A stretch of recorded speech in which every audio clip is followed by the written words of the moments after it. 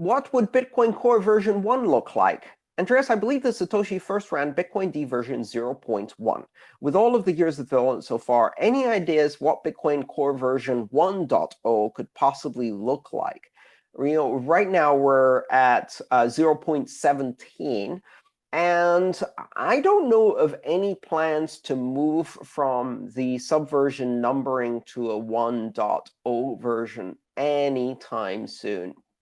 If you think about it, this could be a 140-year currency or 130-year currency. So therefore, we have an issuance horizon that is extremely long. This is still something that is being modified heavily all the time. I think that, as we see in one of the comments from Colin, releasing a 1.0 could and would be interpreted wrongly by many. I agree with that. I don't think there's any point in doing that, and I don't see any speculation as to what a version 1 would look like, or when anyone would be confident enough to say, we're past the experimental phase, this is in full-blown global production and is ready for the world. That's a very audacious thing to say when you're building the next generation money. Briz asks, catastrophe, what would happen if all the Bitcoin developers and project maintainers disappeared? Say every Bitcoin developer and project maintainer that has commit access was on the same cruise ship and it blew up and sank with everyone in it. What would happen to Core? Would Bitcoin just march on but without any new developers?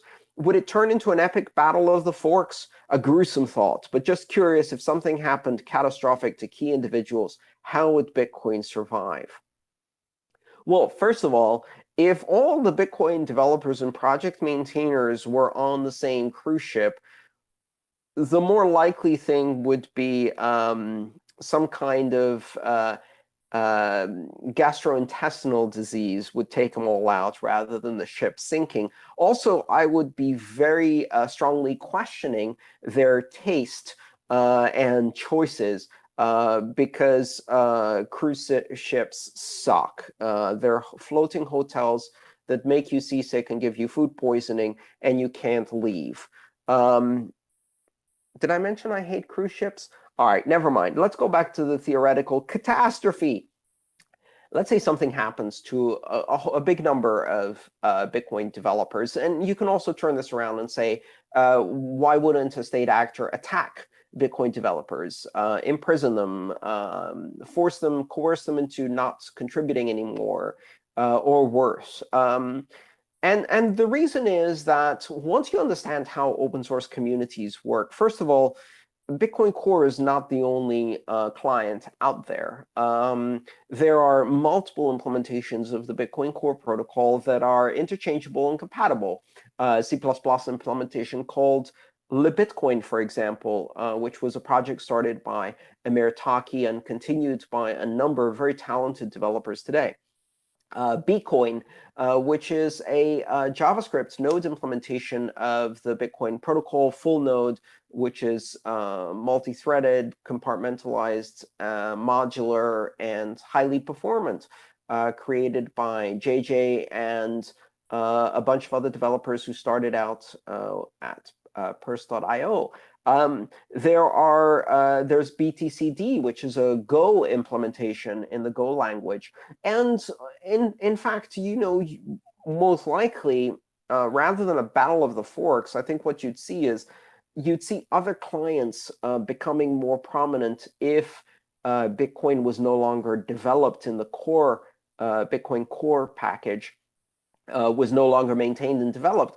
Other packages, other implementations of the Node software, which did implement new features, would become more prominent. Also, you got to realize that we're talking about a very large number of developers. There are probably 300 or 400 people who contribute to Bitcoin at least once a year in various projects. And although there are, a dozen or so who are very prominent and do a lot of the work, that doesn't mean that other people couldn't step up.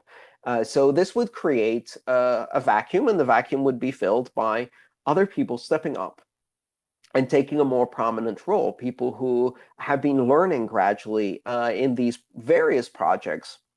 So essentially, nothing would happen. The project would continue.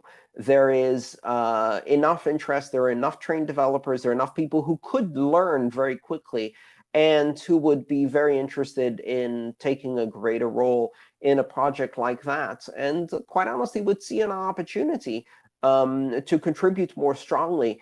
It is quite intimidating when you have all of these world-class cryptographers, mathematicians, and developers that you think, oh, my little contribution is going to be laughed at. Mine certainly have been laughed at, and that's okay. But the bottom line is there are many, many, many talented people who lurk in the shadows and are not necessarily contributing at the moment, but would step up quite easily. Nothing would happen to the project, which is also why there's absolutely no point in coercing or imprisoning or worse, any of the developers, because there is no center, there is no irreplaceable individual, there is no central point of failure.